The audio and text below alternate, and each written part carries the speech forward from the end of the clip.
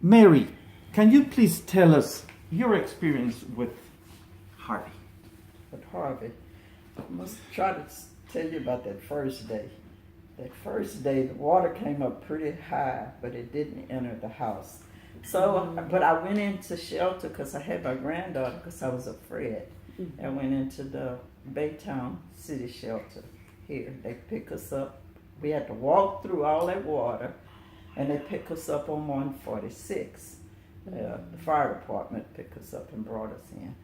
And the water started receding, so some of the neighbors that had upstairs houses, they called and they said for us that we could come on home. The water was going back. I still had to walk back in water again to get back home, but I did get into the house.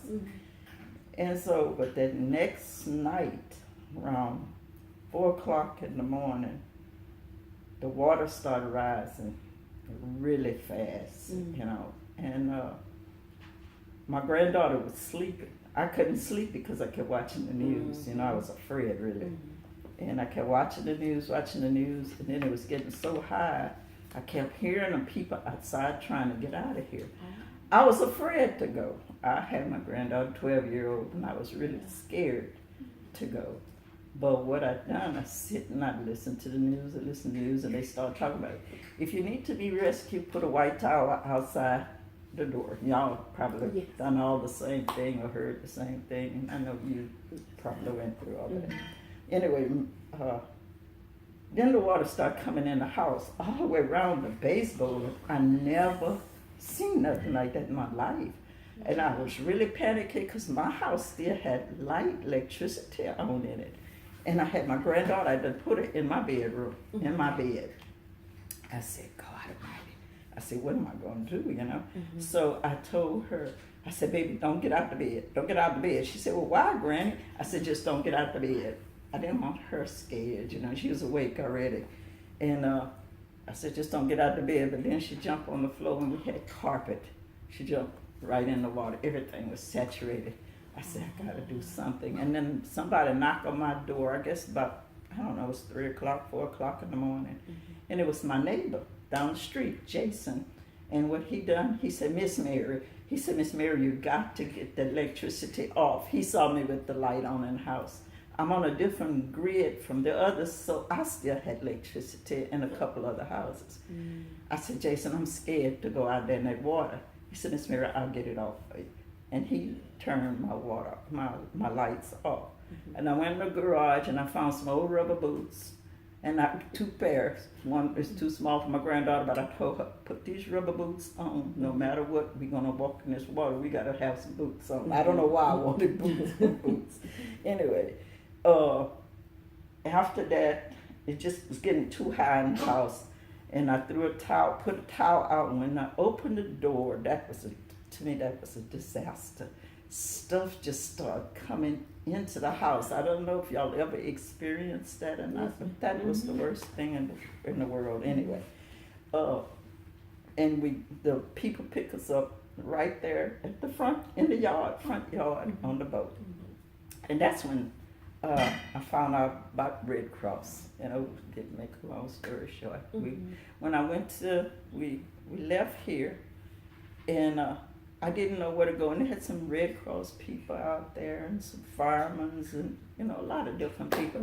And we didn't know where we was going to go because we got on one boat to another boat, and they was trying to figure out where they was going to send us. Anyway, it was some people, and it was a nice couple. They picked us up. It was me and my granddaughter and one of my neighbor, down the street.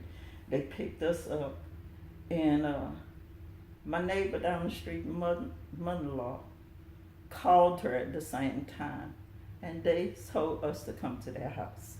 I said, well, I have 2 dogs, which I had the 2 little dogs. I didn't have my big one. I left my big one. I had to. I couldn't take the big one. I said, baby, you're going to have to fend for yourself for a while. I had that table out there, put chairs where you could climb up, get out the water. I fixed everything. Right. And anyway, they told us to come over there, and we stayed over there with them for about 7-8 days. And when it's about 7, 8 days, I guess we stayed there. About a friend, my friend, she's died since then. She's passed away. And I hate to say it, but she did. She was fantastic taking us in like that. Mm-hmm. But anyway, after that, we came back. I had no place to go. Mm-hmm. I didn't want to stay no longer there. And Nia, my neighbor, that's her mother-in-law, she said, Miss Mary, come stay upstairs with me until you get somewhere to stay. Because she stayed in her house, but she stayed upstairs. So downstairs was really good. She stayed upstairs. So I went up there for a little while.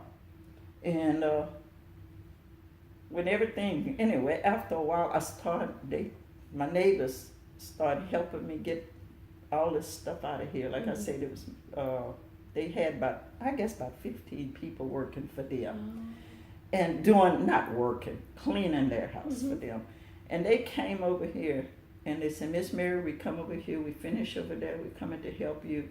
I said, y'all doing what? She said, we're gonna strip all this stuff. She said, we're gonna take everything out.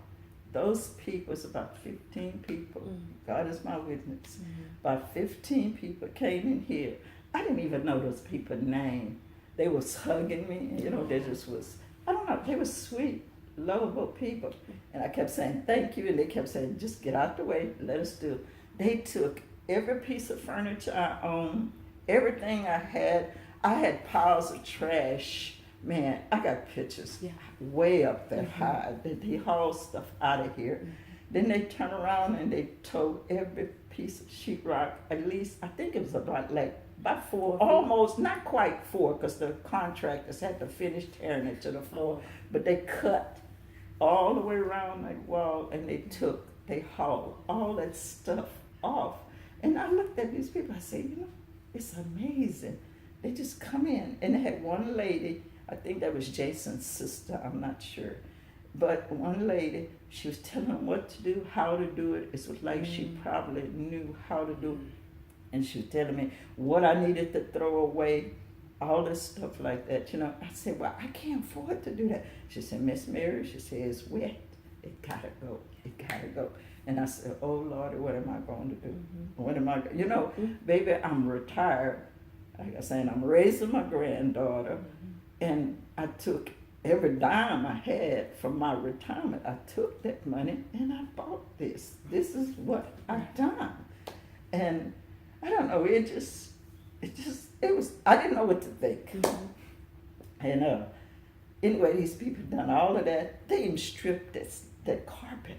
That carpet was hard, but you never know how carpet is until you get it wet. I didn't realize that. But they stripped all that stuff out of here. And I didn't even have to buy them water. They done everything for themselves. They told me no. I said, well, let me at least try, They said no. And still, after that, I had concrete floors. You could see straight through my house. I'm sitting here after everything, after those couple of days. It took a couple of days. After those couple of days, I sit there and I said, now, Lord, what am I going to do? And then we got this, my little neighbor Nia, she told me, she said, Miss Mary, Red Cross is giving away $400. I said, how we go about doing it? She said, what we do, we're going to make the call. We're going to make the call, and I'm going to help you get this $400. She said, and I'm going to try to get it for me. I said, okay, baby, okay. And she said, come on, Miss Mary. We got our number. Let's go. We had to go to Walmart, to get it, because it was hard to get through. It was really, I think, the first round I didn't get in. She did, and I couldn't, because I guess they stopped it or something happened. I don't remember exactly word for word. And anyway, then we done it again. And we kept doing it, and they put a date, I think it was, if I remember right. They put a date, you try again at this particular time. So I said, well, Anita, I don't want to miss it. I said, I really need it. And she said, okay. And what I done, I had told you I bought all groceries with it. I didn't. I remember what I done with that Red Cross money. My friend that died, she let me stay there for 7 days. She fed me. She did. She fed me and my granddaughter, and the only thing I had to do was feed my little dogs. But she fed me, her and her husband. And I took 200 of that money and I gave it to her. She said, no. She said, you don't owe me anything. I said, please just take it and buy groceries. I said, you've been feeding us. I said, just take this and buy groceries. And she said, all right, Mary. And she did. And then after that, I took the rest. And, me and my granddaughter, we couldn't cook or nothing. And Nia is letting us sleep there at night. So what I do, I go buy her something to eat because she had to have a hot meal every night, at least one hot meal, because Red Cross was feeding us, and they did have a setup at the church right down the street here on 146, and they'd feed us burgers and chips. They'd always fix a lunch. They always had lunch, and if people didn't show up, they'd come through after they finished feeding whoever was out there. It's Red Cross and the fire department. Whoever wouldn't come through, they'd come through. They had volunteers would come through, and they ask you, have you had some lunch? Have you had lunch? And sometime we had a chance to go, who wasn't have to be working over here. So I tell them yes or no, and they'd leave us a sandwich, because I did have my electricity on, so that old refrigerator is still working till today. I turned it on, and if we didn't have lunch, we do that, and I had a microwave. Those were we live off of the refrigerator and the microwave during that time. But that's what that money came in handy for me for. Also, several times they came in the neighborhood with a truck. They gave us a lot of cleaning supplies, and I mean, it was nasty. God, I don't know how much you experienced with it. But it was nasty. It just, you wouldn't think the water, I guess because the sewer and everything, the smell, and I'd spray, they gave us some stuff to do, and I'd spray in this house. I couldn't stay once I spray now. I'd do it when I was ready to leave, but I'd spray in this house and try to keep that odor down. And the Lord blessed me until today. I'm not through, I'm not gonna lie. If you go in my garage, you can see exactly. I still got corners here and there with stuff in it. I'm not finished, but I am so much on my way, and I thank God for everything everybody done for me, because I really had some help from other people, honest to God. Okay, just one more question. Yes, one sir. final question. If you would receive $1,600 from the Red Cross, what would you do with it? Right now, my pantry is not completely full, and I have a little eating granddaughter. I definitely go buy me some decent groceries for a change, because I have been spending everything I've had working on the house. I mean, it take well, how it is. It just costs us. So you had to end up using your funds along with yeah.